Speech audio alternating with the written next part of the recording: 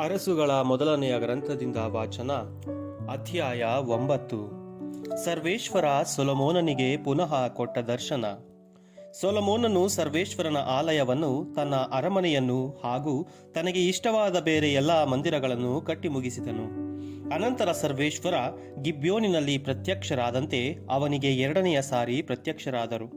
ಅವನಿಗೆ, ನೀನು ನನಗೆ ಮಾಡಿದ ಪ್ರಾರ್ಥನೆಯನ್ನು, ವಿಜ್ಞಾಪನೆಯನ್ನು ಕೇಳಿದ್ದೇನೆ. ನನ್ನ ನಾಮ ಮಹತ್ತು ನೀನು ಕಟ್ಟಿಸಿದ ಆಲಯದಲ್ಲಿ ಸದಾ ಇರುವಂತೆ ಅದನ್ನು ನನಗೋಸ್ಕರ ಪ್ರತಿಷ್ಠಿಸಿಕೊಂಡಿದ್ದೇನೆ. ನನ್ನ ದೃಷ್ಟಿಯು ಮನಸ್ಸು ಪ್ರತಿದಿನ ಅದರ ಮೇಲಿರುವುವು. ನೀನು ನಿನ್ನ ತಂದೆ ದಾವೀದನಂತೆ ಪೂರ್ಣ ಮನಸ್ಸಿನಿಂದಲೂ ಯಥಾರ್ಥ ಚಿತ್ತದಿಂದಲೂ ನಡೆದುಕೊಂಡು ನನ್ನ ಆಜ್ಞಾವಿಧಿ ನ್ಯಾಯಗಳನ್ನು ಕೈಗೊಳ್ಳುತ್ತಾ ಬಂದರೆ ಇಸ್ರಾಯೇಲರಲ್ಲಿ ನಿನ್ನ ಸಿಂಹಾಸನವನ್ನು ಸದಾ ಸ್ಥಿರಪಡಿಸುವೆನು. ಇಸ್ರಾಯೇಲ್ ಸಿಂಹಾಸನದ ಮೇಲೆ ನಿನ್ನ ಸಂತಾನದವರು ತಪ್ಪದೆ ಕುಳಿತುಕೊಳ್ಳುವರು ಎಂಬುದಾಗಿ ನಿನ್ನ ತಂದೆ ದಾವೀದನಿಗೆ ನಾನು ಮಾಡಿದ ವಾಗ್ದಾನವನ್ನು ನೆರವೇರಿಸುವೆನು. ಆದರೆ ನೀವಾಗಲಿ ನಿಮ್ಮ ಮಕ್ಕಳಾಗಲಿ ನನ್ನ ಆಜ್ಞಾವಿಧಿಗಳನ್ನು ಕೈಗೊಳ್ಳದೆ ನನ್ನನ್ನು ಬಿಟ್ಟು ಅನ್ಯ ದೇವತೆಗಳನ್ನು ಹಿಂಬಾಲಿಸಿ ಅವುಗಳಿಗೆ ಕೈಮುಗಿದರೆ ನಾನು ಕೊಟ್ಟ ನಾಡಿನಿಂದ ಇಸ್ರಾಯೇಲರನ್ನು ತೆಗೆದುಹಾಕುವೆನು. ನನ್ನ ಹೆಸರಿಗಾಗಿ ಪ್ರತಿಷ್ಠಿಸಿಕೊಂಡ ಆಲಯವನ್ನು ನಿರಾಕರಿಸಿ ಬಿಡುವೆನು. ಇಸ್ರಾಯೇಲರು ಎಲ್ಲ ಜನಾಂಗಗಳವರ ಲಾವಣಿಗೂ ನಿಂದೆ ಪರಿಹಾಸ್ಯಕ್ಕೂ ಗುರಿಯಾಗುವರು. ಈ ಮಹಾಮಂದಿರದ ಮಾರ್ಗವಾಗಿ ಹಾದು ಹೋಗುವವರು ಅದನ್ನು ನೋಡಿ ಚಕಿತರಾಗಿ, ಅಬ್ಬಬ್ಬಾ, ಇದೇನು ಸರ್ವೇಶ್ವರ ನಾಡಿಗೂ ಈ ಗುಡಿಗೂ ಹೀಗೇಕೆ ಮಾಡಿದರು ಎಂದು ಕೇಳುವರು. ಆಗ ಅವರಿಗೆ, ಈ ನಾಡಿನವರು ತಮ್ಮ ಪೂರ್ವಜರನ್ನು ಈಜಿಪ್ಟಿನಿಂದ ಬರಮಾಡಿದ ದೇವರಾದ ಸರ್ವೇಶ್ವರನನ್ನು ಬಿಟ್ಟು ಅನ್ಯ ದೇವತೆಗಳನ್ನು ಅವಲಂಬಿಸಿ ಅವುಗಳಿಗೆ ಅಡ್ಡಬಿದ್ದು ಆರಾಧಿಸಿದ್ದರಿಂದಲೇ ಸರ್ವೇಶ್ವರ ಈ ಎಲ್ಲ ಆಪತ್ತು ವಿಪತ್ತುಗಳನ್ನು ಬರಮಾಡಿದ್ದಾರೆ ಎಂಬ ಉತ್ತರ ಸಿಕ್ಕುವುದು ಎಂದರು. ಹೀರಾಮನೊಂದಿಗೆ ಸೊಲೊಮೋನನ ಒಪ್ಪಂದ. ಅರಸ ಸೊಲೊಮೋನನು 20 ವರ್ಷಗಳಲ್ಲಿ ಸರ್ವೇಶ್ವರನ ಆಲಯವನ್ನು ಹಾಗೂ ತನ್ನ ಅರಮನೆಯನ್ನು ಕಟ್ಟಿ ಮುಗಿಸಿದನು.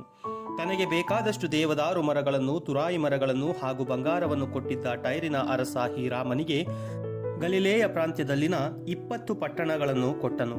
ಹೀರಾಮನು ಟೈರಿನಿಂದ ಬಂದು ಆ ಪಟ್ಟಣಗಳನ್ನು ನೋಡಿದನು. ಅವು ಅವನ ಮನಸ್ಸಿಗೆ ಹಿಡಿಸಲಿಲ್ಲ. ಆದುದರಿಂದ ಅವನು ಸೊಲೊಮೋನನಿಗೆ, ಸಹೋದರನೇ, ನೀನು ನನಗೆ ಇದೆಂಥ ಪಟ್ಟಣಗಳನ್ನು ಕೊಟ್ಟಿರುವೆ ಎಂದು ಹೇಳಿ ಅವುಗಳಿಗೆ ಕಾಬೂಲ್ ದೇಶ ಎಂದು ಹೆಸರಿಟ್ಟನು. ಅವುಗಳಿಗೆ ಇಂದಿನವರೆಗೂ ಇದೇ ಹೆಸರಿರುತ್ತದೆ. ಹೀರಾಮನು ಸೊಲೊಮೋನನಿಗೆ 4,000 ಕಿಲೋಗ್ರಾಂ ಬಂಗಾರವನ್ನು ಕೊಟ್ಟನು. ಸೊಲೊಮೋನನ ಇತರ ಸಾಧನೆಗಳು. ಸರ್ವೇಶ್ವರನ ಆಲಯ, ಅರಮನೆ, ಮಿಲ್ಲೋ ಕೋಟೆ, ಜೆರುಸಲೇಮಿನ ಪೌಳಿಗೋಡೆ, ಹಾಚೋರ್, ಮೆಗಿದ್ದೋ ಹಾಗೂ ಗೆಜೆರ್ ಇವುಗಳನ್ನು ಸೊಲೊಮೋನನು ಬಿಟ್ಟಿ ಕೆಲಸದವರಿಂದ ಕಟ್ಟಿಸಿದನು. ಈಜಿಪ್ಟಿನ ಅರಸ ಫರೋಹನು ಗೆಜೆರ್ ಪಟ್ಟಣವನ್ನು ಹಿಡಿದು ಅದನ್ನು ವಶ ಮಾಡಿಕೊಂಡು ಸೊಲೊಮೋನನ ಹೆಂಡತಿಯಾದ ತನ್ನ ಮಗಳಿಗೆ ಉಡುಗೊರೆಯಾಗಿ ಕೊಟ್ಟಿದ್ದನು. ಗೆಜೆರ್ ಪಟ್ಟಣವನ್ನು ಬಿಟ್ಟು ಕೆಳಗಿನ ಬೇತ್ ಹೋರೋನ್, ಬಾಲಾತ್, ಮರುಭೂಮಿಯಲ್ಲಿ ಇರುವ ತಾಮರ್, ಉಗ್ರಾಣ ಪಟ್ಟಣಗಳು, ಯುದ್ಧ ರಥಗಳನ್ನಿರಿಸುವ ಪಟ್ಟಣಗಳು ಹಾಗೂ ರಾಹುತರ ಪಟ್ಟಣಗಳು ಇವುಗಳನ್ನೆಲ್ಲ ಕಟ್ಟಿಸಿದವನು ಸೊಲೊಮೋನನೇ. ಜೆರುಸಲೇಮಿನಲ್ಲೂ ಲೆಬನೋನಿನಲ್ಲೂ ತನ್ನ ರಾಜ್ಯದ ಎಲ್ಲ ಪ್ರಾಂತ್ಯಗಳಲ್ಲೂ ತನಗೆ ಇಷ್ಟವಾದವುಗಳನ್ನೆಲ್ಲ ಅವನು ಕಟ್ಟಿಸಿದನು.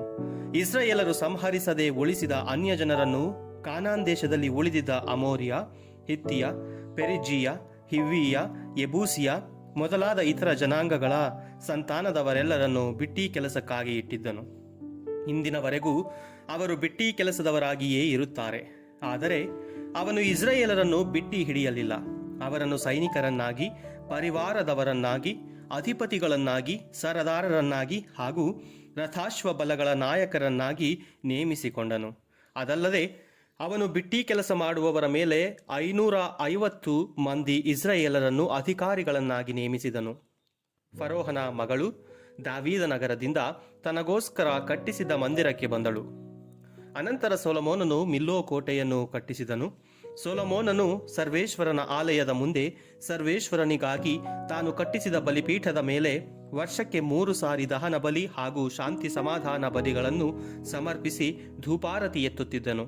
ಹೀಗೆ ಅವನು ಮಹಾದೇವಾಲಯವನ್ನು ಕಟ್ಟಿಸಿ ಮುಗಿಸಿದನು. ಎದೋಮ್ ದೇಶದಲ್ಲಿ ಎಲೋತಿನ ಹತ್ತಿರ ಕೆಂಪು ಸಮುದ್ರದ ತೀರದಲ್ಲಿರುವ ಎಚ್ಯೋನ್ ಗೆಬೆರಿನಲ್ಲಿ ಅರಸ ಸೊಲೊಮೋನನು ಹಡಗುಗಳನ್ನು ಕಟ್ಟಿಸಿದನು.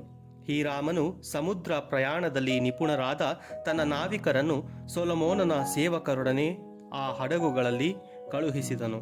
ಅವರು ಓಫೀರಿಗೆ ಪ್ರಯಾಣ ಮಾಡಿ ಅಲ್ಲಿಂದ ಅರಸನಾದ ಸೊಲೊಮೋನನಿಗೆ 14,000 ಕಿಲೋಗ್ರಾಂಗೂ ಹೆಚ್ಚಿನ ಬಂಗಾರವನ್ನು ತೆಗೆದುಕೊಂಡು ಬಂದರು.